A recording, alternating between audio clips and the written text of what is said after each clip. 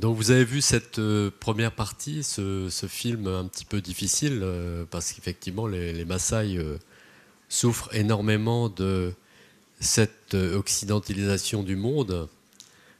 Finalement, nous exportons un peu partout un mode de vie purement négatif.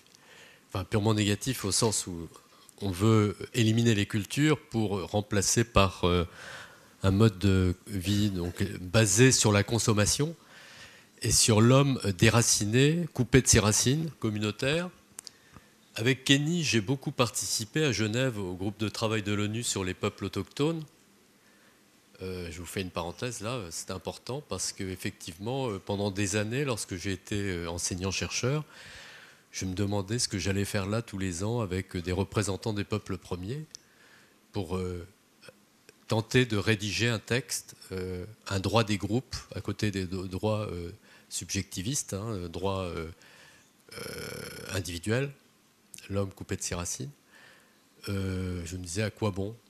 Et finalement, ça a porté ses fruits. Je allais avec Kenny tous les ans là-bas. On avait des très belles rencontres avec des peuples premiers de tous les continents. Donc on avait des beaux échanges. Déjà, c'était très très bien. Mais finalement, je suis sûr que peu de gens dans la salle savent qu'il existe actuellement une autre déclaration universelle à côté de la Déclaration universelle des droits de l'homme. Il existe aujourd'hui depuis 2007 et le vote à l'Assemblée générale des Nations unies de la Déclaration universelle sur les droits des peuples autochtones.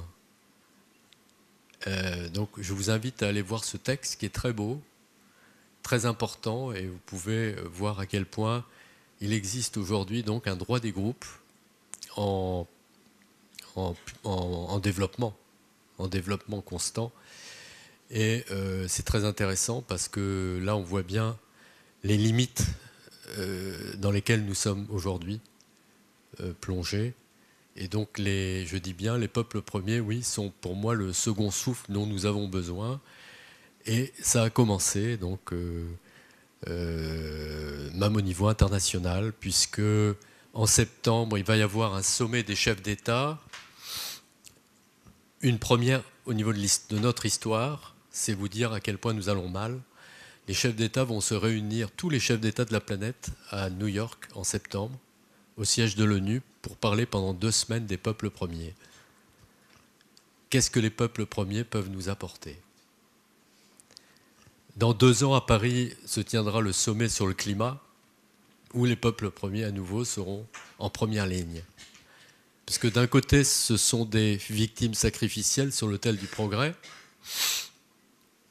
et de l'autre, ils ont encore des solutions à nous offrir, et notamment cette spiritualité qui agit écologiquement, puisque moi-même, j'ai été initié très longuement chez eux, chez les Maasai. Bon, c'est pas du tout l'objet du film que vous venez de voir, mais je voulais quand même vous le montrer, parce qu'il montre des choses importantes.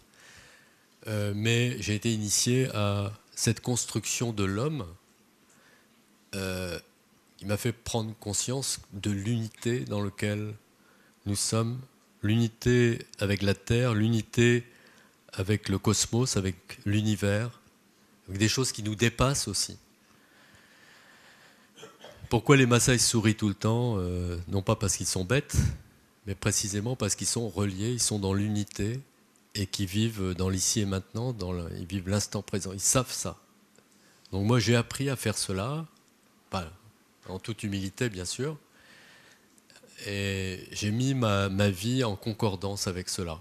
C'est-à-dire que j'ai pas de différence entre le dire et le faire, donc je suis allé jusqu'à démissionner de toutes mes fonctions pour vivre, pour mettre en accord, donc mettre en accord avec l'environnement. Donc que je sois en paix avec moi-même et que je sois en accord avec mon environnement. Donc voilà. Effectivement, moi-même, quand je dis je suis tombé dedans quand j'étais petit, oui, à l'âge de 6 ans, j'ai fait une noyade en Bretagne. Je suis brestois, en fait, j'ai rien à voir avec l'Afrique au départ. Je suis d'une fratrie de 9 enfants, je suis le 9e. Numéro 9, c'est le chiffre sacré des Maasai. Et me suis noyé, je sais plus, c'est un tout cas c'est 9, en septembre 1962. Enfin, je sais que ça faisait 9 aussi en numérologie. Et j'ai fait une expérience de mort imminente. Et suite à cela, j'ai fait un rêve qui m'est revenu jusqu'à l'adolescence, où je volais avec un aigle noir et qui se transformait en personne noire, drapée de rouge, qui me prenait par la main et me mettait dans une ronde d'enfants autour d'une sphère, d'une boule, une sphère énorme, un rocher en forme de boule, si vous voulez. Et les enfants étaient tout autour. Voilà, c'était ce rêve. Et j'ai pas fait le rapprochement que c'était les Maasai encore, mais parallèlement, toutes mes lectures portent vers l'Afrique de l'Est, les Maasai, les récits d'explorateurs, Joseph Kessel, bien sûr, Le Lion ou La Piste Fauve, Out of Africa de Karen Blixen, dont vous avez vu le film La Ferme africaine. Non, c'était Out of Africa d'ailleurs. Avec Meryl Streep et Robert Redford, pour être précis. Voilà, donc je lisais tout cela, et jusqu'au moment où j'ai une de mes sœurs, qui était ma marraine, est allée s'installer au Kenya. Enfin, elle a épousé un homme qui travaillait au Kenya. C'était pas un Maasai, c'était un blanc qui partit là-bas travailler. Et donc elle m'a dit, je t'envoie le billet d'avion. Enfin, quand tu as ton bac, tu viens là-bas. Et moi, c'était extraordinaire parce qu'effectivement, c'était un rêve pour moi d'aller voir les Maasai de près. Voilà. Et donc, je n'ai même pas attendu d'avoir mon bac, d'avoir les résultats du bac, puisque j'avais trouvé un charter. Je me souviens, c'était la British Caledonian. Il fallait que j'aille prendre mon charter à Londres. Et voilà, moi, j'y suis allé. J'ai eu mon bac quand même, hein, mais je suis parti avant les résultats du bac. Mes parents étaient assez furieux d'ailleurs. Et j'ai fait le tour de l'Afrique de l'Est avec ma sœur. Mais j'ai vu plein d'ethnies différentes, mais ce sont les Maasai qui m'ont complètement captivé, qui m'ont complètement vraiment. J'étais avec eux, quoi. Et pourtant, j'étais en voiture, en 4x4, quoi. Donc ça n'avait rien à voir avec ce que je voulais faire. Mais déjà, c'était une confirmation pour moi. Voilà. Donc quand je suis rentré, après, j'ai décidé d'orienter toutes mes études, d'étudier à fond toutes mes études, faire de la véritable anthropologie, c'est-à-dire l'étude de l'homme sous toutes ses dimensions, mais sans devenir un spécialiste, c'est-à-dire sans devenir un anthropologue conceptuel, vous voyez ce que je veux dire, structuraliste ou fonctionnaliste, vous voyez ce que je veux dire? Pas du tout. Je voulais étudier du droit, je voulais étudier de l'histoire, je voulais étudier sciences politiques, etc., dans plusieurs disciplines, et recouper les pièces découpées de la connaissance. Voilà, faire ma propre sauce moi-même, mais y aller sans a priori. C'est ce qui s'est passé. Et comme j'avais cet objectif très passionné, etc., j'ai eu toutes les bourses. D'ailleurs, on m'appelait Monsieur Bourse parce que ça tombait, vous en aviez une, deux, trois, enfin c'était l'abondance totale. Ça aussi c'était déjà un signe, évidemment, que j'étais sur le bon chemin. Et je suis allé, après le DEA, en Angleterre, passer une année pour étudier, pour perfectionner en anglais, parce que les Français, on n'est pas très bon en anglais, enfin en langue de façon générale, alors il faut travailler. Donc j'y suis allé, j'allais dans une école de langue le matin, et puis l'après-midi, j'allais dans un collège, enfin j'étais à la London School of Economics, et puis j'allais à Cambridge pour étudier les archives coloniales. Et puis là, catastrophe, je tombe amoureux d'une jeune Allemande. Bon, on me dirait, c'est pas une catastrophe absolue en soi, mais c'est-à-dire que mon rêve, partir chez les Maasai, devenait problématique, puisque j'allais partir longtemps, et or, je découvrais l'amour. Enfin, c'était un coup de foudre absolument extraordinaire, vraiment, qui me rendait totalement malheureux, parce que je ne savais plus quoi faire. Et la première fois que je vais prendre le thé chez elle, elle louait une chambre dans une très belle maison victorienne à Cambridge. Et je vois le 9 Barton Road, je me souviens, le 9 Barton Road, je frappe, donc elle vient m'ouvrir, bien sûr, je tombe quasiment à la renverse, non pas de la voir, uniquement. Je vois au-delà de Claudia, je vois au-delà, et que vois-je au-delà? Je vois un hall. C'était une très belle maison, hein, Victoria. Je vois un hall blanc, couvert de colliers Maasai. Ce collier Maasai de femmes, c'est très beau, c'est des colliers de perles en pâte de verre qui forment des cercles, comme ça, des grands plateaux. Vous voyez ce que je veux dire? Vous en avez déjà vu, certainement. Voilà, notamment les couleurs jaune et bleu qui donnent le vert. Donc il y a toute une symbolique des couleurs. Bon. Et en fait, elle louait une chambre. Elle ne savait même pas que les Maasai existaient, cette jeune Claudia. Mais elle louait la chambre aux spécialistes des Maasai de l'époque et aux historiens des Maasai de l'époque, professeur à Cambridge, Richard Waller, que moi je connaissais de nom évidemment. Signe supplémentaire s'il en était, si j'en avais eu besoin, d'autres. Donc je suis parti. Adieu l'amour. Enfin, adieu l'amour. Je l'ai revu ensuite, mais quand même, je suis resté 3 années chez les Maasai. J'étais censé rester peut-être 1 an. Je suis resté 3 ans là-bas ensuite. Et c'est donc au bout de ces 3 années que Kenny, que j'ai découvert, que j'ai reconnu comme l'étant l'homme de mon rêve, que je raconte dans mes livres. Évidemment, il faut lire les livres parce que je raconte dans le détail tout cela. Et qui me dit, voilà, c'est maintenant que ton initiation va commencer. Et effectivement, je n'avais fait qu'entrevoir les choses, évidemment. J'avais vécu des choses extraordinaires. Je ne m'étais jamais senti aussi libre à l'intérieur de moi en étant là-bas. Rien qu'en étant là-bas, même avant de commencer toutes mes aventures. J'avais demandé d'ailleurs à Peugeot une mobilette. Je ne voulais pas aller en voiture. Donc je me déplaçais à mobilette, les trajets plus importants, ou à pied évidemment, beaucoup à pied. Et ce que j'ai vécu là-bas, ça n'a pas de prix puisque, oui, ensuite il a fallu que je l'applique, évidemment. Ça a été très compliqué. Mais ça m'a aidé de voir que,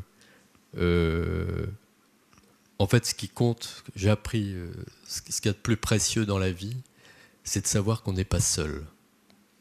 On n'est pas seul, on est reliés les uns aux autres. En fait, toute la culture Maasai est liée à cela, c'est-à-dire on est dans une relation à l'autre en permanence. On est heureux parce qu'on fait plaisir à l'autre. C'est incroyable.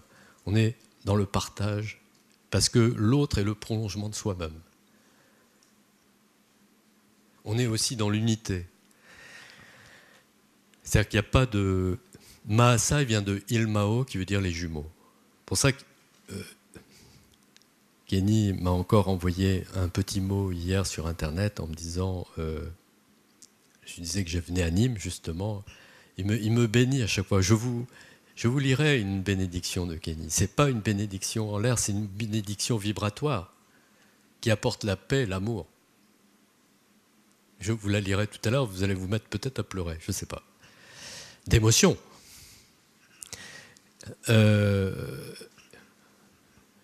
Oui, l'unité est aussi, quand je parle de reliance, oui, ils sont tellement là-dedans, depuis tout petit, qu'ils font en sorte de ne pas montrer à l'autre qu'on est affecté par une mauvaise nouvelle, par exemple. Donc déjà, quand on rencontre quelqu'un, si on parle de ce qui nous arrive, on enserre la nouvelle que l'on veut donner à l'autre entre 2 phrases positives codifiées. Par exemple, je vais très bien, toutes mes vaches sont mortes, mais je n'ai entendu parler d'aucune mauvaise nouvelle. Voilà. C'est l'état d'esprit. De même qu'on ne va pas nommer, on ne va pas donner un prénom, par exemple, Anne-Marie, je ne vais pas vous appeler Anne-Marie, par exemple. Je vais vous appeler ma vache, ma tendre vache. Ma vache, oui, c'est ça. Il y a plein, après, on donne tous les adjectifs que l'on veut. Parce qu'en fait, les Maasai s'échangent des animaux comme gage d'amitié et de paix.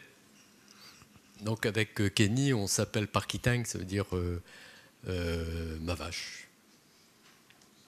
Bonjour ma vache. La vache est sacrée, évidemment, pour les Maasai, vous l'avez bien compris. Et donc, l'autre jour, j'étais à un colloque avec des physiciens de physique quantique, et en fait, on a la même chose, c'est-à-dire que je vérifie avec eux, finalement, les grands principes que j'ai connus, moi, chez les Maasai. Ils parlent de reliance universelle, ils disent que notre ADN, qui est l'essence même de notre être, évidemment, émet des photons de lumière. Ce qui fait qu'on est... La reliance se passe par le fait que l'on émet de la lumière ou des sons. Et que lorsqu'il n'y a plus de reliance, c'est là où on tombe malade, c'est là où la nature elle-même est en péril. Parce qu'il n'y a plus cette reliance. Et donc, en fait, on peut, selon les Maasai, décider de sa propre vie. On peut décider par les pensées que l'on a, aussi évidemment les pensées mises en acte, les paroles mises en acte, naturellement, mais on peut soit décider d'avoir des pensées positives, soit décider d'avoir des pensées négatives. Si l'on a des pensées positives, d'amour, si l'on voit de l'amour, de la joie, à ce moment-là, eh ben, notre vie devient riche et heureuse. Et dans le cas inverse, cela implique des conflits. Je ne rentre pas dans les détails, mais en gros, c'est ça. Et pour eux, leur grand principe, c'est Enshipai, c'est la joie.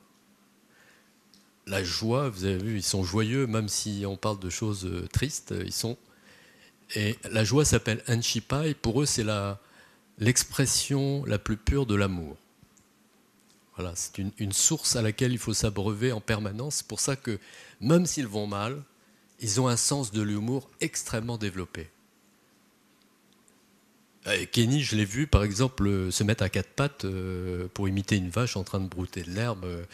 Ouais, alors je me dis, là, ça va mal. Là, il doit y avoir des très mauvaises nouvelles.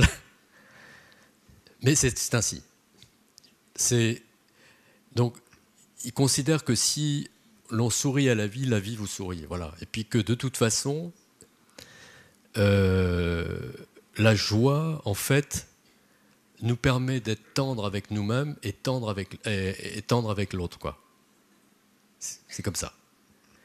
Parce qu'ils considèrent que la vie, le mouvement de la vie est quelque chose de doux, quelque chose d'affectueux, quelque chose de tendre, quelque chose de fragile aussi. Il faut se mettre en harmonie avec cette fragilité. C'est pour ça qu'il n'y a jamais dans leur religion, dans leur spiritualité, il n'y a jamais de dogme. Il n'y a jamais de croyance explicite, il n'y a jamais de choses. Et donc, en fait, quand on raconte des histoires aux enfants, très important évidemment, à la veillée, des histoires à Genèse, etc., des mythes de fondation, on mixe les choses éternelles avec plein d'anecdotes qui correspondent à celui qui les dit, enfin, qui correspondent à la réalité du jour aussi. Donc en fait, il y a des éléments de changement dans les histoires. Les histoires ne restent pas figées, les croyances ne sont pas explicites, chacun a sa croyance. C'est donc véritablement ce qui m'a énormément plu chez eux, c'est que on se construit soi-même. Et d'ailleurs, c'est pour cela qu'ils disent qu'il y a une séparation entre le ciel et la terre, même s'il y a une unité ciel-terre, évidemment. Mais que Dieu est partout. Enfin, en fait, c'est une déesse. Le Dieu est féminin chez les Maasai. Et elle symbolise cette fragilité. Donc, elle donne la vie à tout ce qui est. Et plus on vieillit chez les Maasai, et plus on se rapproche de cette fragilité. Évidemment, plus on devient fragile aussi, d'une certaine façon. Et on parle de moins en moins. On parle de moins en moins. Parce qu'on est de plus en plus dans l'unité et on attire de plus en plus de monde. Très curieux, ça. Le porte-parole de très grande renommée, Olei Gwenani Kitok, c'est quelqu'un qui ne parle plus. Il est dans dans une assemblée, sa simple présence suffit, vibratoirement. Tout l'amour qu'il dégage fait en sorte que tout va bien se passer. Les Maasai appellent cela Osotwa, c'est le cordon ombilical, évidemment, parce qu'ils considèrent que donc, ce qui nous relie au ciel, à la déesse, c'est ce fameux cordon ombilical qui nourrit notre sensibilité, qui à son tour nourrit nos émotions, notre corps, notre âme. Et en fait, le rêve que j'ai fait, Kenny qui me mettait autour de cette sphère, j'ai découvert quoi? Que la boule représente l'utérus sacré de la déesse. C'est une des représentations de Dieu chez les Maasai. Et je faisais ce rêve à l'âge de 6 ans. Dieu aussi peut apparaître, et je l'ai vu moi, de mes propres yeux, peut apparaître, par exemple, peut prendre évidemment plusieurs aspects, peut devenir par exemple une vache ou un taureau. En l'occurrence, là, c'était un taureau qui il venait de beaucoup pleuvoir. C'était la saison des pluies. Et là, ça peut devenir dangereux. Il y a des rivières qui se forment. Ça peut être très, très dangereux. Les Maasai ne savent pas nager. Et il y avait un taureau qui bloquait notre passage. Une de ces rivières. Il y avait des femmes qui traversaient. Et les femmes voulaient aller tout. Il y a le taureau qui les empêchait, qui leur donnait des coups de corne. Et en fait, derrière le taureau, il y avait un trou. Il y avait ce qui ne se voyait pas.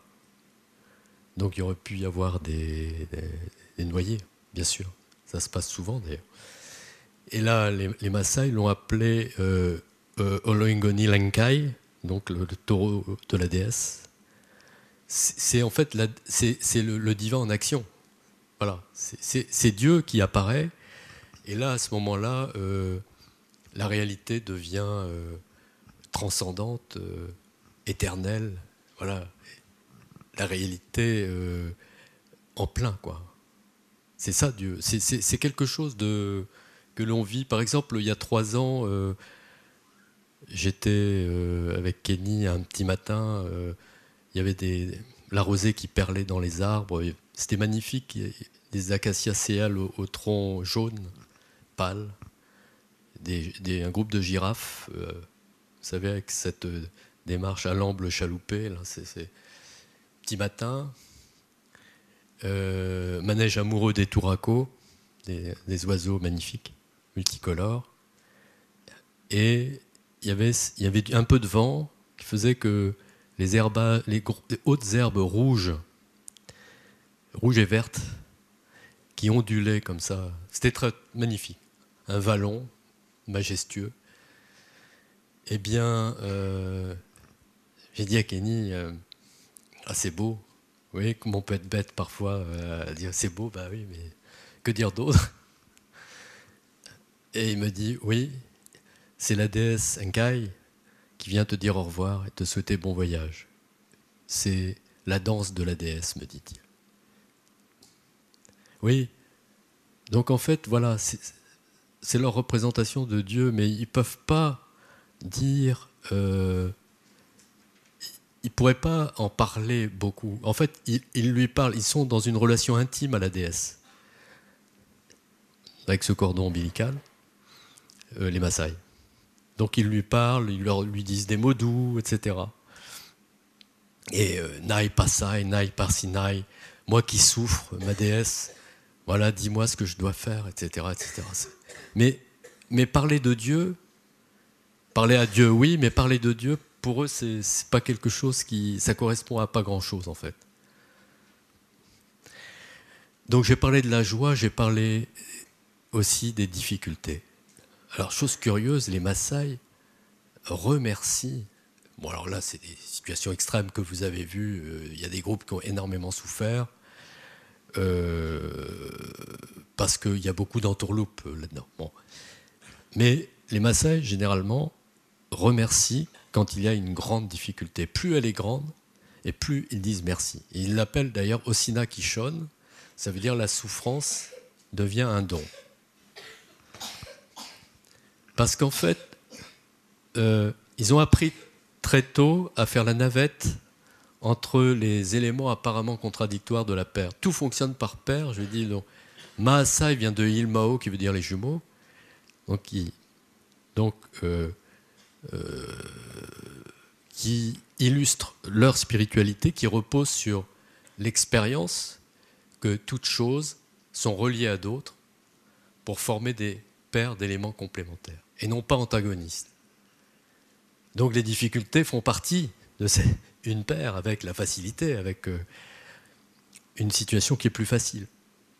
La nuit, le jour, à l'extérieur aussi, vous avez cela, donc extérieur, intérieur. Et donc, on passe toujours de l'un à l'autre. Et pour les Maasai, il faut accepter, tout est là.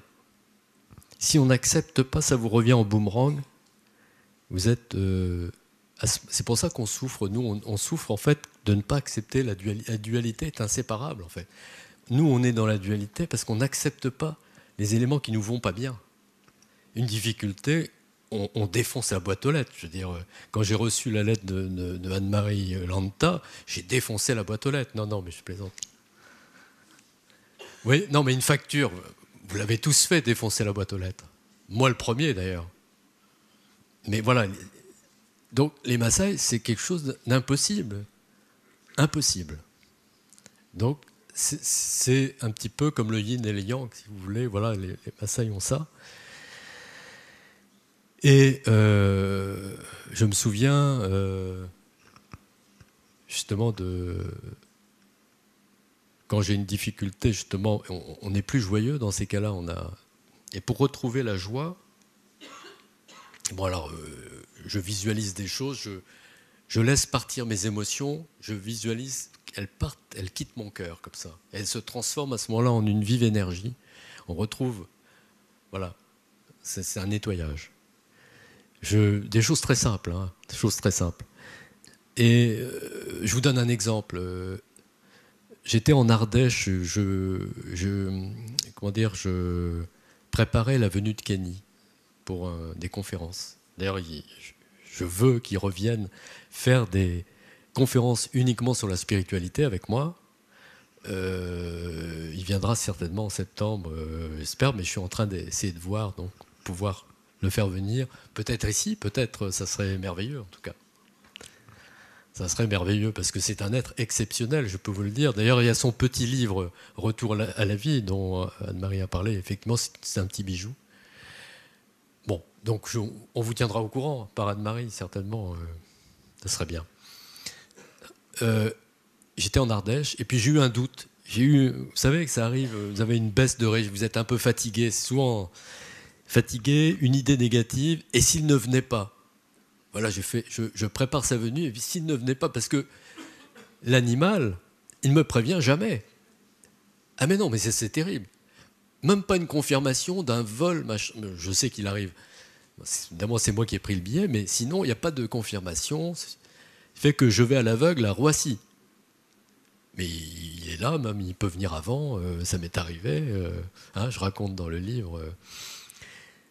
Et là, le doute. Et donc, je fais ce travail. Bon. Et arrivé au sommet d'une côte, donc c'était en Ardèche, hein, très beau pays, et il y avait un peu de neige encore. Et là, j'entame la courbe, et je vois un énorme panneau, peut-être 3 mètres sur 3, kenny.com. Il n'y a rien d'autre, il y avait kenny.com. Voilà. Une autre fois, c'était pareil, j'étais invité à une conférence avec des peuples premiers à Marseille, enfin, et donc on est venu me chercher à la gare. J'étais pas bien, j'étais pas, vous voyez, je me sentais pas à l'aise, je sais pas pourquoi. Et donc pareil, j'ai fait le même exercice, les émotions, voilà, le cordon ombilical, un cas, et puis faire le vide. Et donc j'ai retrouvé, voilà, et tout d'un coup un roundabout, un rond-point, un semi-remorque qui passe, comme ça, et il y a marqué déménagement Olpiron. Faut savoir que moi, c'est Perron, donc mon nom. Et Perron, en fait, ça veut dire en Maasai le bâton mâle, puisqu'il sexualise l'acte de faire le feu. Vous savez, on frotte un bâton mâle sur une plaquette qui est femelle, et donc pour faire le feu. D'ailleurs, je vous dis, c'est pas facile de faire le feu comme ça, mais enfin, les Maasai le font très bien. Moi, j'ai jamais réussi vraiment. Enfin, avec l'aide, bien sûr, oui, mais c'est pas facile. Bon, on le fait à 2 ou 3, quand même. Et Olpiron, c'est aussi le bâton de transmission de la spiritualité. Donc je suis gâté par ce Olpiron, et c'était marqué déménageur Olpiron. C'était le nom du déménageur. Donc, vous voyez, c'est ce genre de choses. Ça m'arrive très fréquemment, ça. Troisième chose très importante chez les Maasai, c'est qu'on est tous des planteurs. Ils ont une grande cérémonie qui s'appelle Leunoto, où on plante un olivier sauvage au centre de la maison des rituels. Je ne vais pas vous parler évidemment de cette grande cérémonie, mais ce qu'elle symbolise en tout cas, c'est l'unité, c'est la complétude. C'est là, c'est pour les hommes qui arrivent à un certain âge et qui ont franchi des étapes de l'initiation. Et donc, il y a un planteur qu'on appelle le Lotuno d'ailleurs. Et l'idée, c'est que, en fait, au lieu d'aller à l'extérieur, donc, vaut mieux rester à l'intérieur de soi, s'écouter, écouter sa sensibilité. Donc, en fait, ça veut dire qu'on a un jardin intérieur, et c'est ça dont il faut s'occuper en priorité, au lieu d'aller construire à l'extérieur un beau jardin, ce qui est très bien, mais le beau jardin doit être en tout cas le reflet de notre jardin intérieur, qui lui ne cesse, là c'est vraiment le développement durable, ne cesse de grandir comme la nature naturelle elle-même, qui ne cesse de croître évidemment. Donc pour Kenny, il a une définition du bâtisseur. Bâtisseur se perd dans la finitude de la ligne droite, c'est son expression. Après chacun...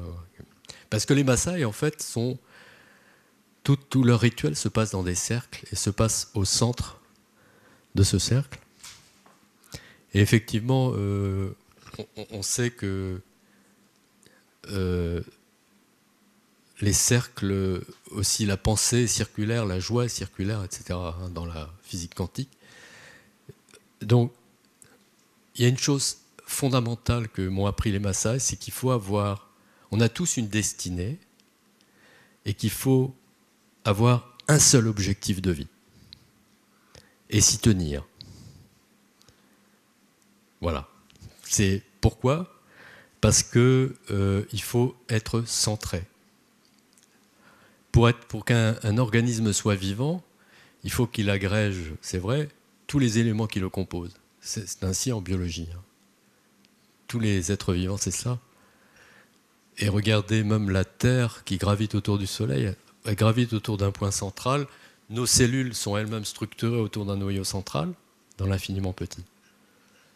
Donc les Maasai sont en phase avec cela aussi. Il faut avoir un objectif et s'y tenir. Puisque Kenny explique dans son petit livre que nous vivons dans la dispersion. Donc nous sommes dans le mortifère. Nous sommes en passe de devenir des morts vivants, puisque tout est fait pour nous disperser de cet objectif. C'est-à-dire qu'on n'a plus un objectif, mais on devient velléitaire, on part dans tous les sens, on n'a plus du tout de... On est comme une girouette, mais on n'arrive plus... Et c'est pour ça qu'on ne peut pas être heureux, c'est qu'on a perdu de vue ce que la déesse Enkai nous a donné comme mission en venant sur Terre. Voilà. Là, je répète ce que disent les Maasai. C'est-à-dire qu'on a tous une destinée. Voilà. Encore faut-il la découvrir. Et les Maasai disent d'ailleurs Erisio el Maasai o Enkai, les Maasai et la déesse sont égaux. On est co-créateurs. Il faut découvrir ce pourquoi on est fait. c'est très important. Et nous, on va exactement à l'encontre de ça. On nous dit tout petit, mais ne pleure pas, c'est les filles qui pleurent. Ne joue pas au piano, c'est les filles aussi. Moi, enfin, c'était mon cas. Ce qui ne m'a pas empêché de faire du piano, hein, mais c'est terrible, ça. On est dans la compétition. On passe d'une boîte à une autre, dirait Pierre Rabhi. Ça, c'est son truc, ça, les petites boîtes. Mais c'est vrai, on vit à l'encontre des principes fondamentaux qui sont d'ailleurs universels. Ce que nous apprennent justement, voilà ce que m'ont appris les Maasai, donc que je transmets maintenant en toute humilité, mais on voit bien que les gens ont un mal-être, etc. Mais c'est très simple en fait de le résoudre. Enfin, selon moi, c'est très simple en fait. C'est très simple. Il faut se réapproprier, voilà, notre sensibilité. La sensibilité, vraiment, c'est très très important. Et il ne faut pas avoir peur de la mettre en avant, pas avoir peur de pleurer. Moi, je pleure devant un film ou devant Alexandra.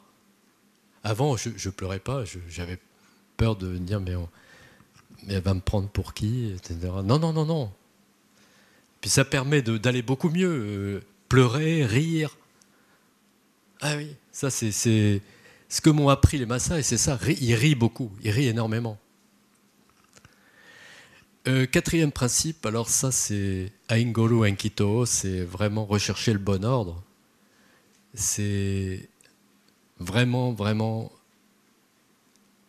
faire le vide en soi, vivre très proche de la nature, être en contact vraiment avec la nature profonde, hein, et surtout sa nature profonde.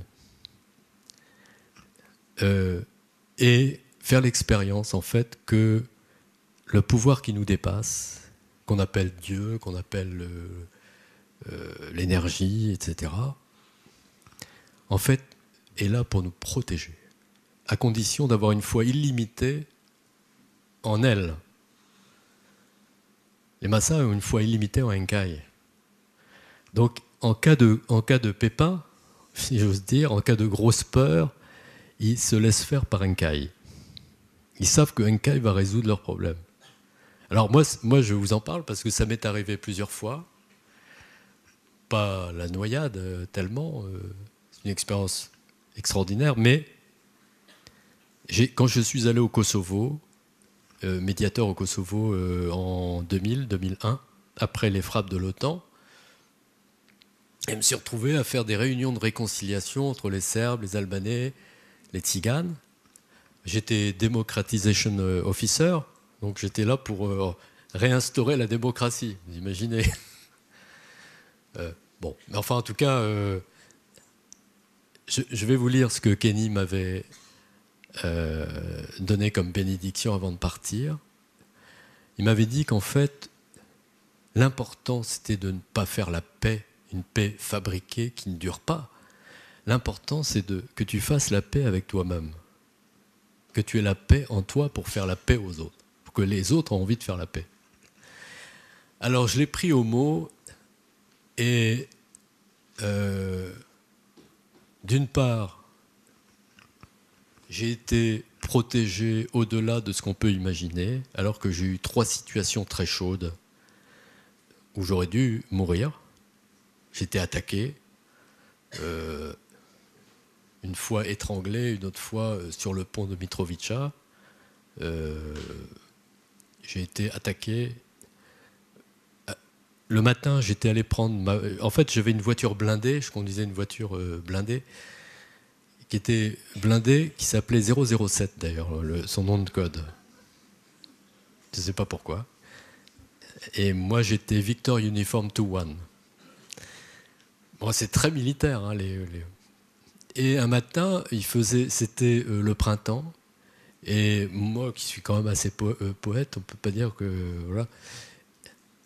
Et en fait, j'ai décidé, un dimanche matin, j'étais en pleine forme, le printemps, etc., d'abandonner la procédure de radio. Je me dis, voilà, parce que vous devez dire où vous êtes en permanence, évidemment, le moindre mouvement. Hein. Et là, j'ai dit, je ferai rien de la journée. Alors, j'étais bardé de Motorola, vous savez, des radios partout. C'était assez dur, hein. Très, très dur, très, très dur. Surtout pour quelqu'un qui n'est pas militaire. Bon, et je me laisse aller à la vie, voilà, laisse aller. Donc, je vais chercher ma voiture 007. Il y a le gardien qui me dit « Ah, chef, vous pouvez pas la prendre, elle est en réparation, il y a un pépin sur le moteur. » Moi, je dis, mais prenez-la. Donc j'ai pris une 4x4 Mitsubishi Pajero, flambant neuve, mais pas blindée. Je dis, pas de problème, je vais de l'autre côté du pont chez les Serbes, oui, je vais prendre le petit déjeuner, pas de problème, c'est le printemps. Et comme quoi, quand on n'est pas militaire, on peut baisser sa garde. Hein. On n'est pas sérieux. Et je prends donc, très content, je m'en vais. Puis il y avait une longue courbe comme ça. Et je crois voir dans le rétroviseur le gardien qui gesticule. Enfin, j'ai cru voir, mais en un éclair, quoi. J'étais passé déjà. Et je me suis dit, si, il a gesticulé. Et puis il y avait je sentais qu'il fallait que je revienne, donc je reviens. Effectivement, il voulait me prévenir que la voiture 007, non, je pouvais la prendre. Il venait de me sauver la vie. Parce que j'aurais eu la non blindée, parce que je suis tombé dans un traquenard et je m'en suis sorti grâce à la voiture blindée. Donc ça, parce que là je me suis senti en dédoublement. Enfin, je raconte dans le livre, je ne vais pas rentrer dans le détail, mais... Et je me suis senti vraiment protégé, très protégé. Alors, là où j'ai eu un résultat extraordinaire, mais ça c'en était un déjà, résultat extraordinaire, je faisais une réunion entre des chefs albanais et des chefs serbes. Et je m'étais mis d'accord avec le maire de cette ville la plus détruite du Kosovo, Vučitrn. Je m'étais mis d'accord avec lui qu'il présiderait, qui parlerait, et moi je ne parlerais pas, je serais ce fameux Olai Guanani Kito qui ne parle pas. Je voulais faire cette expérience-là. D'accord. Et voilà, j'ai envoyé de la joie, de l'amour, des choses très simples, hein, tel que je suis, je pense. Voilà, j'ai voulu savoir où j'en étais aussi. Et à la fin de la réunion, les chefs serbes se sont levés et ont demandé pardon aux Albanais. Et se sont pris dans les bras. C'était quand même... Bon, c'était un niveau local, mais c'était fort. C'était, pour moi, une grande victoire. Et je l'ai aussi pris comme étant aussi le résultat de mon attitude. Voilà. Après, je ne saurais jamais si c'est cette attitude-là. En tout cas, j'ai senti beaucoup d'émotions. Voilà. Et ça m'a fait énormément de bien, évidemment. Une autre fois, avec ce maire, justement, la veille de cet incident qui s'est passé, j'avais vu un lieutenant français qui voulait abattre tous les chiens errants de la ville. Il y avait des hordes de chiens, en fait. Vous savez, 200, 300 chiens, c'est effrayant. Et qui pouvaient tuer, hein, c'était arrivé. Donc il voulait les abattre. Moi j'avais dit non. Et en fait, en passant, parce que je venais à pied, je laissais la voiture blindée, puis j'avais 3 kilomètres à pied, ce qui me plaît beaucoup de marcher. Et je vivais dans des ruines du quartier de Tsigane, une maison qui avait été reconstruite quand même. Et à mi-chemin, je suis passé... Vous savez, il y avait très peu d'électricité, en fait. Il y avait quelques générateurs, mais beaucoup de bras zéro, des luminions, etc. Vraiment très moyenâgeux, en fait. Et tout d'un coup, j'ai été comme happé par une sauvagerie, une barbarie qui m'est sautée à la gueule. C'était une horde de chiens qui se ruait sur moi. Babine retroussée. J'ai encore le son dans les oreilles, un son monstrueux. je ne sais pas combien ils étaient, peut-être 100, je ne sais pas. Ils se sont rués. J'étais là, il y avait un grillage qui les retenait. Le grillage faisait comme ça. Et j'avais ma lampe torche, je jouais avec les dents, les séries de dents. C'était horrible. J'étais tellement liquéfié, j'étais tellement dans de l'adrénaline, j'étais paralysé, je ne pouvais plus rien faire. Donc je me dis, je vais être mangé tout cru, je vais être dévoré. Et là, j'ai fait le nettoyage. Et voilà, j'ai un caille. J'ai réussi à maîtriser mon cœur, à retrouver un peu le sens de mes mouvements. Et j'ai reculé. Je suis sorti de cette zone. Je suis sorti. Voilà, je suis parti. J'étais sauvé. Le lendemain, j'en parle au maire. Le maire qui avait fait des études à la Sorbonne, qui me parlait très bien français, il me parlait en français au début de la réunion municipale. Et il me dit, ah, à propos des chiens, cher Xavier, à propos des chiens, j'ai vu le lieutenant français, il veut abattre les chiens. Que dirait Brigitte Bardot? Oui, et je lui dis, que dirait Brigitte Bardot? Et je ne lui ai rien dit sur ce qui m'était arrivé. Parce que je ne voulais toujours pas qu'on abatte les chiens. Mais je suis retourné, après la réunion, 2 jours, voir l'état du grillage. Vous me croirez si vous voulez. Ce n'était qu'un gruyère. Il y avait des trous énormes. Je n'ai pas compris comment les chiens, pourquoi ils ne passaient pas dans les trous. C'est incompréhensible parce qu'il y avait plus de trous, si vous voulez, que de mailles. Voilà. C'est plein d'histoires comme ça. Je vais vous lire la bénédiction de Kenny.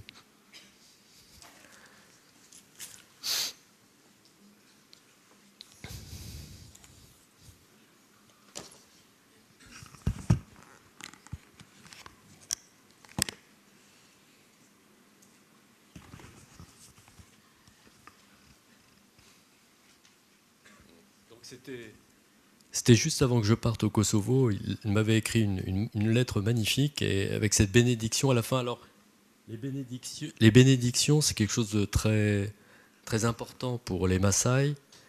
C'est quelque chose qui protège beaucoup. C'est surtout une force de protection. Alors, voici la bénédiction.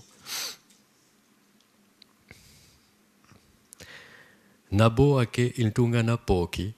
L'humanité est une, quelles que soient les cultures du monde.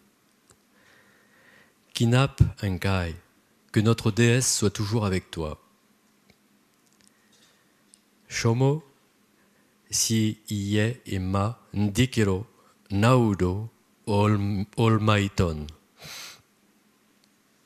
Que le succès t'accompagne, quelles que soient les difficultés de ta mission.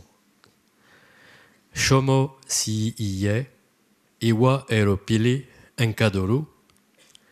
Pars en paix. Inspire-toi de la beauté de ces immensités lointaines que tu visiteras. Tobiko Inshu, reste en vie. Mikito Nyaran Kujit Nyaori. Naanyori, pardon. Reçois l'amour de l'herbe verte. Mikito Nyara Enkidiabe. Reçois l'amour du vent. Mikito Nyara Olapa. Reçois l'amour de la lune.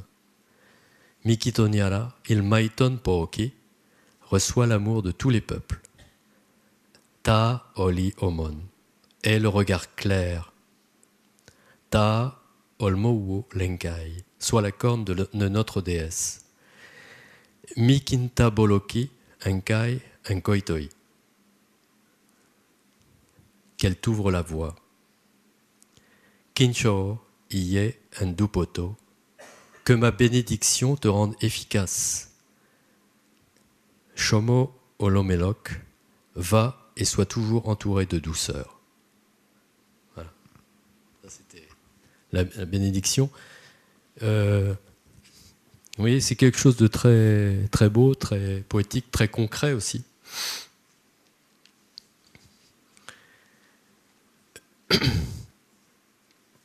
Donc, en fait, je voulais vous dire un mot pour finir, c'est sur la fragilité. pour les Maasai,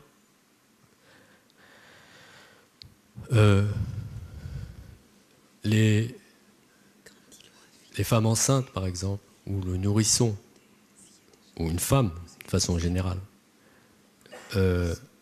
ce sont voilà, les personnes qui méritent le plus d'attention parce que les plus fragiles. Voilà, il faut en prendre soin. Il faut prendre soin de la même façon des vieilles personnes, parce qu'elles sont fragiles et elles sont le plus proches de la réalité qui donne la vie à tout ce qui est, qui colore la vie, qui donne la couleur à notre vie. Il faut en prendre soin, sinon on ne voit pas la couleur qui s'en dégage et on ne peut pas être heureux, c'est pas possible. Également, prendre soin des personnes qui ont quitté une situation mais qui n'ont pas retrouvé une autre situation. Je ne parle pas d'une situation professionnelle, une situation en général. Donc ils sont en période de transition. Ce sont également des périodes sacrées, saintes pour les Maasai, qui méritent le plus d'attention. D'ailleurs,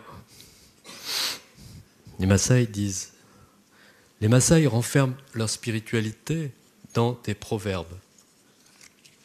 Donc ça m'a été révélé. Ils disent par exemple, Ake eboli pookin, amu, ingojinia, oshi el kumok. Nul ne doit être soustrait à notre attention car nous boitons tous. Hein? C'est-à-dire que ceux qui souffrent sont une part de nous-mêmes. Voilà. Donc c'est toujours comme ça, ils mettent tout dans des proverbes. Ils disent aussi « Edol ngu oriong ake medol à toi », et ça veut dire l'œil voit l'extérieur mais ne voit pas l'intérieur. Or, pour les Maasai, l'extérieur ne fait que passer. On est distrait par l'extérieur, mais en fait, ce qui compte, c'est l'intuition. Ce qui compte, c'est l'intuition, c'est vraiment ce que l'on a. Et de même, ils transcendent les sexes. Et pour eux, pour arriver à cette unité, cette plénitude, pour être dans le bonheur, en fait, il faut arriver à transcender les sexes et à accéder à cette troisième catégorie qui est le féminin sacré, quoi. Féminin sacré qui est vraiment être en phase avec cette fragilité de la vie. Donc ne pas construire de murs, être nu, voilà, dans toute cette fragilité. Parce que la vie est fragile, elle est fertile, elle est donc fragile. Il faut être en phase avec cela. C'est vraiment ce qui m'a appris de plus beau, de plus efficace aussi. Donc je ne bats plus ma femme, par exemple, depuis que je sais tout ça, et elle m'en sait gré. Elle me remercie tous les jours. Donc c'est déjà pas mal. Non, non.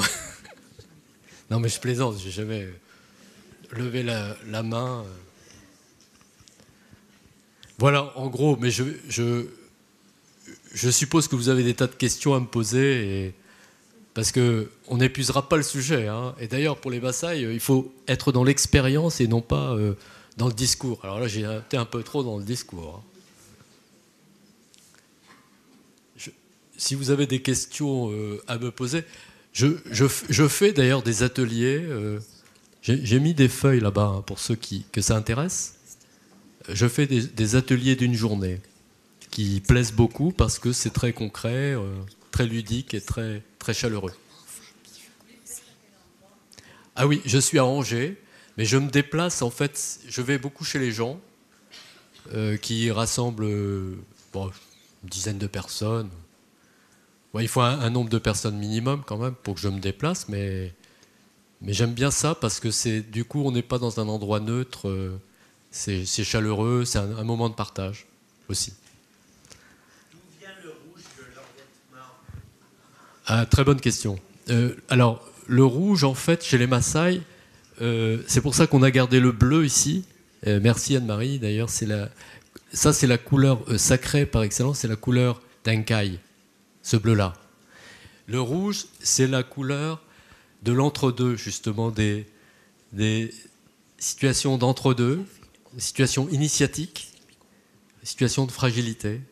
Donc le rouge est là pour souligner que l'on n'est pas encore un Oleg Wenani Kitok, quoi. Voilà, en gros. Vous voyez ce que je veux dire? C'est minéral ou c'est la couleur même? Ah, il y a les deux. Il y a les deux. Souvent végétal quand même, mais c'est aussi minéral. Ouais, ouais. Il y a des falaises d'ocre. Ouais.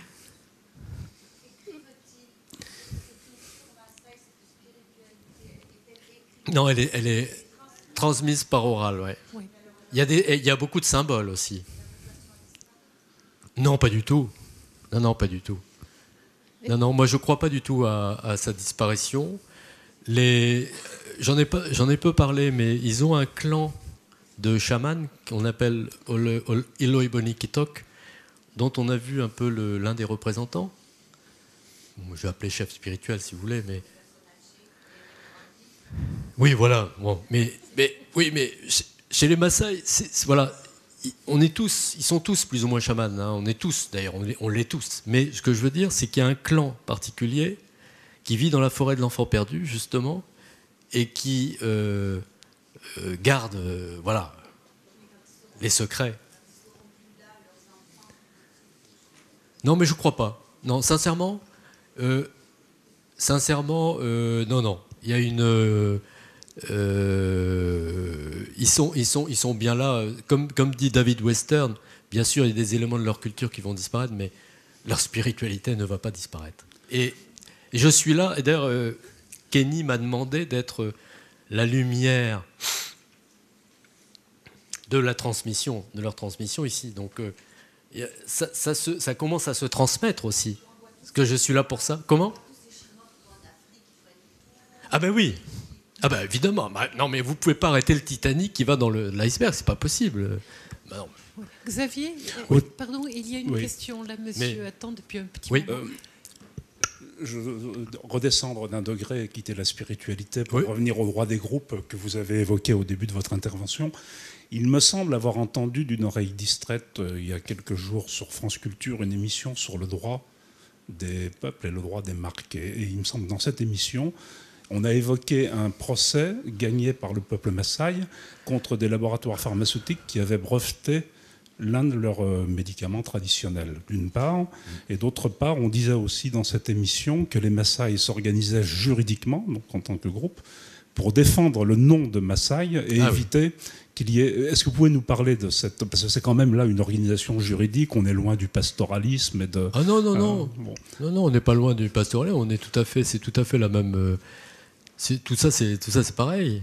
C'est-à-dire que il y a bien sûr la spiritualité qui est l'intimité de chacun, hein, c'est la construction de l'être, donc dont les Maasai sont très pudiques par rapport à ça, ils en parlent, ils ont du mal à en parler. Moi, je peux me permettre. Mais ils sont organisés quand même. D'en parler. Mais ils sont organisés depuis peu. Vous avez déjà vu, je suis obligé de revenir au film, mais quand je dis les hommes politiques se sont bien servis dans les groupes ranch, etc. Alors on se dit, je dis les représentants des Maasai, ça demande une explication. À l'indépendance, les Maasai qui avaient déjà énormément souffert, on leur dit, il faut que vous ayez des représentants. Mais pour les Maasai, c'est une société sans chef, puisque chacun est construit par l'initiation. Donc chacun est son propre chef. Vous comprenez ? Il n'y a pas une religion qui va imposer. Non, chacun a autant de poids. Voilà, parce que voilà, il a le regard clair et la démarche à l'air. Alors on leur a dit, il vous faut des représentants. Oh, prenez ceux-là, ils n'ont pas eu d'initiation. Pour nous, ils ne sont pas des Maasai, ce sont des Européens. Enfin, voilà. Ils parlent le Maasai, mais ce n'est pas des Maasai. Du coup, bien mal leur a pris, puisque c'est devenu quasiment une caste. Ces gens-là qui avaient de Maasai que le nom, souvent d'ailleurs, comme... je ne vais pas citer de nom, puisque je suis filmé, mais il y a beaucoup de Kikuyu qui se sont déguisés en Maasai pour justement devenir représentants et pouvoir se servir grassement, justement, puisque les Maasai sont incapables de résister, je parle jusqu'à présent, en tant que Maasai, puisque leur spiritualité leur enseigne de non-résister. C'est la non-résistance. Vous comprenez ce que je veux dire ? Alors maintenant, on leur demande d'être des comment dire, des activistes, vous savez, enfin, d'être comme on fait ici, quoi. Enfin, voilà, des pétitions, des ceci, des cela. Enfin, vous voyez, enfin, des avocats, Alors, parlons-en des avocats. Justement, les avocats, puisque les Maasai vont à l'école maintenant, ils ont décidé, voilà, ben, on va mettre le paquet, on y va. Bon, quand ils vont à l'école, ils sont premiers. Ils ont des bourses pour aller à Harvard, à Oxford, à Cambridge. Et vous avez un nombre actuellement d'avocats au mètre carré au pays Maasai, c'est sans doute, je veux dire, unique. Je pense que ça sera intéressant de faire une étude là-dessus. Et donc, ils sont en train de concocter une action en justice contre la couronne britannique. D'ailleurs, à pas piquer des verres, à mon avis, ça se passe en ce moment aussi. Donc, pour tout ça, le nom, tout ça, ça se fait évidemment parce qu'il y a un nombre d'avocats brillantissimes qui sont basés à Nairobi ou d'ailleurs à Londres, etc. Et oui, la marque. Et ça ne m'étonne pas qu'ils aient gagné, évidemment, contre le laboratoire pharmaceutique. Donc, parce que les Maasai qui ont fait des études, ils reviennent en pays Maasai. Voilà, c'est ça. C'est ça la différence. Comme Kenny a fait des études aux États-Unis, il a fait des... Oui, mais sauf que il a été initié à fond. Je veux dire, c'est une personne d'un équilibre parfait puisqu'il a les deux. Et donc ça, c'est fabuleux. Ça, c'est vraiment extraordinaire. Parce que du coup, il est pris au sérieux partout. Il est pris au sérieux par son peuple, il est pris au sérieux par toutes les instances internationales et nationales. Mais il n'a pas vendu son âme. On lui a toujours proposé de faire de la politique, ministre. Etc. Dans la réforme actuelle, on lui a proposé d'être sénateur, il a refusé. Parce qu'en fait, quand j'étais avec lui, il allait de village en village pour conscientiser les Maasai sur les dangers de la modernité, etc., de la réforme foncière.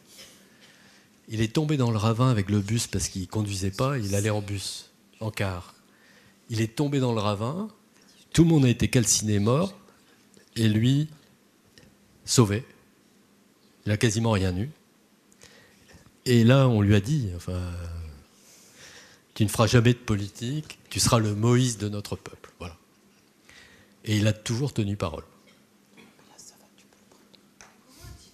Et donc, je ne sais pas si j'ai répondu à votre question, mais bon. C'est parce que quand on voit le film, on a l'impression qu'ils sont toujours dans leur théâtre, etc. Mais, C'est bien qu'il y avait aussi autre chose. voilà. Mais oui. Mais il y a les deux. Alors, voilà. Actuellement, c'est un mélange. Mais leur spiritualité, comme dit David Wesson, oui, là, elle est très forte et effectivement, elle va porter ses fruits. Et surtout, ils ne sont pas là à se lamenter. Vous savez que l'approche humanitaire, c'est toujours cette approche extérieure. Bien sûr qu'ils ont besoin de choses, d'argent, etc.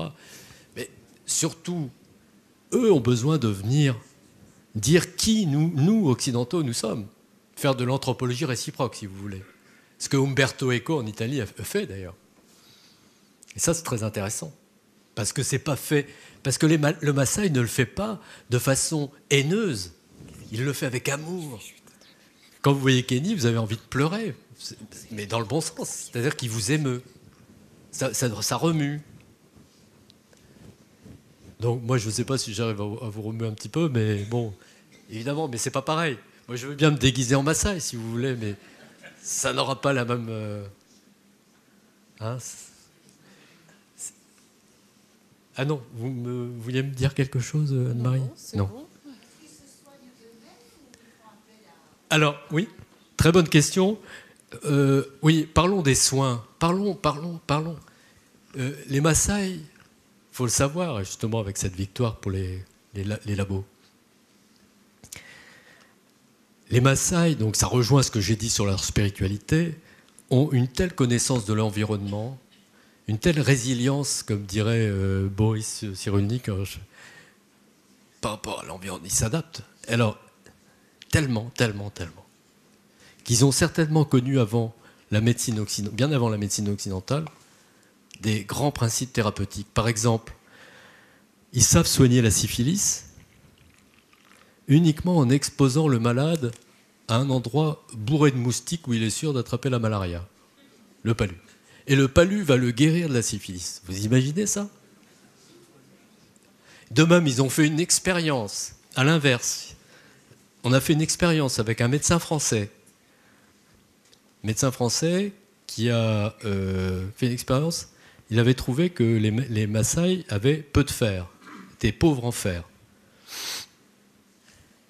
Donc il a décidé de complémenter, enfin de les complémenter, enfin d'en complémenter un village, admettons, pendant un an.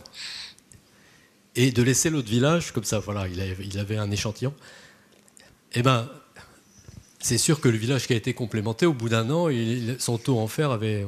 Ouais, sauf qu'ils avaient tous la malaria. Alors que les autres, qui étaient restés pauvres en fer, n'avaient pas la malaria. Ce qui fait que, vous voyez, pourquoi ils ont un taux en fer bas? C'est pour lutter contre... Voilà. Qu'est-ce qu'ils font quand ils n'ont plus la syphilis, mais qu'ils ont le palu? Ah, mais non, mais après ils ont des plantes, justement. Non, mais tout à fait. Et ils se soignent. La forêt de l'enfant perdu, c'est des trésors c'est leur pharmacopée. Des racines,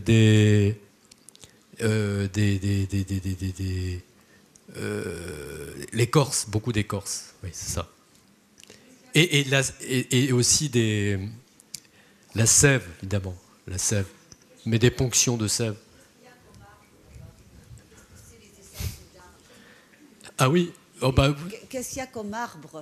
Alors, ils ont des arbres sacrés, les Maasai, qui sont énormes. Ce sont des ficus, arbres de pluie, un peu comme des banians, si vous voulez. Banyan, oui.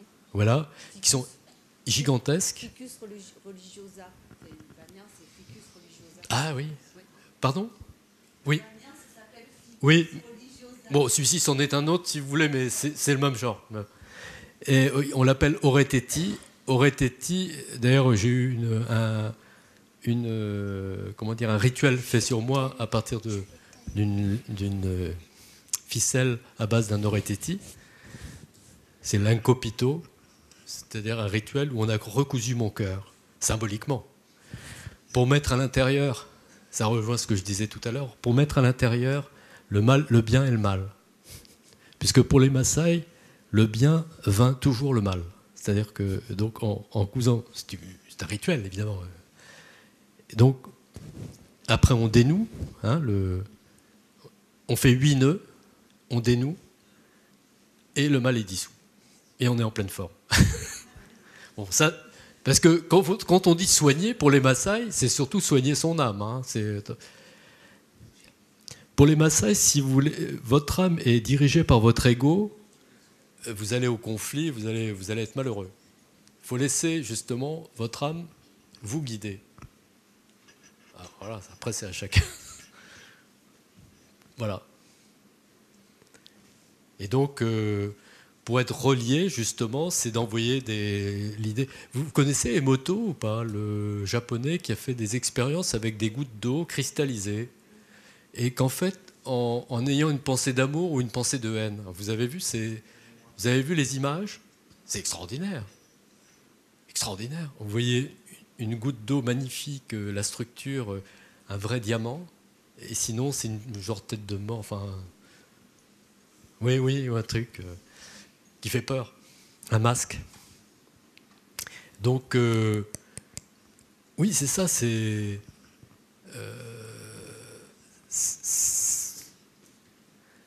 Voilà, on est tous... Voilà, on n'est pas séparés, quoi. On voudrait nous séparer, mais non. Et donc, pour être aimé, en fait, il faut juste être soi-même. Par rapport à ce que vous êtes en train de dire, Oui, là, oui. c'est basé sur le principe de la résonance, c'est-à-dire qu'en fait, comme vous savez, le pont, quand le pont vibre sur une certaine résonance, il casse. Bon, notre pensée, en fait, résonne avec les éléments qui nous entourent. Si on envoie des pensées de haine autour, il y a la haine, il y a la discorde et ça casse. Et si les pensées d'amour autour, il y a de l'harmonie, et l'harmonie crée le bien-être. Il y a un numéro actuellement, je ne sais plus si c'est l'Express ou le Point, concernant justement les neurosciences actuellement, qui ont fait d'énormes progrès. Je l'ai lu à la médiathèque hier. Justement, on découvre actuellement que les pensées peuvent guérir, et il y a tout un tas de choses là-dedans. Bon, en fait, ce que vous dites, ça rejoint tout simplement les médecines holistiques qu'on connaît depuis des années. Arrivé à un certain niveau de spiritualité, on se soigne par la pensée. Hein. Exactement. Par la méditation, en fait, voilà. Exactement. Voilà. Exactement. Les neurosciences sont en train de découvrir ce que le yoga et le Tibet, enfin, les Indes et tous ces médecines-là ont découvert depuis très longtemps. Voilà, exactement. Et je suis invité d'ailleurs je suis entouré de cliniciens, Quantique Planète, un congrès sur la dépression et les maladies auto-immunes. Ouais, ils m'ont invité. Donc c'est vous dire qu'effectivement tout ça est très lié. Et vous parlez de chamanisme là-dedans, mais en fait, au Brésil, enfin, dans toutes les sociétés, ou bien dans le centre de l'Afrique, ou au Brésil, ou même chez les aborigènes, en fait, ils ont une connaissance des plantes extraordinaire, et les laboratoires, tout simple. Mais nous, on l'a, la connaissance. Hein. On le sait pas, mais on l'a. Hein. Je faisais des crises d'asthme quand j'étais plus jeune, et je me suis toujours soignée en ouvrant un oignon en deux, en le respirant. Une demi-heure après, c'était fini. Et après, j'ai découvert des années après, dans le magazine Nature, qui est quand même un magazine sérieux, que la molécule qui servait à calmer les crises d'asthme, c'était tout simplement la même molécule que celle qui était dans l'odeur d'oignon. Dans l'odeur d'oignon. Ah oui, tout à fait. On sait tout ça, mais on l'a perdu, mais on le sait tout ça au fond de nous. Quoi, une fois chez les massages, j'avais un gros problème en me réveillant un matin. J'avais été piqué par un onchocerque, une petite mouche. Et en fait, j'avais une grosse cloque de chaque côté de la main. J'avais l'impression d'être crucifié. C'était horrible. Moi, Maasai m'ont dit, oh là là. Donc, on est allé inciser un commiphora. On m'a mis de la sève, un liquide jaunâtre. Au bout de 3 jours, j'avais plus rien. Enfin bon. Voilà, je pense que je vais peut-être arrêter là. Et je vous propose une dédicace de mes livres, hein, c'est ça, là-bas? Merci pour votre bouleversant témoignage. Merci à vous. Merci. Avant de partir, Agathe voudrait vous dire juste un petit mot. Agathe, c'est la belle-fille de Xavier Perron qui piaffe depuis tout à l'heure pour dire juste un petit mot dans le micro.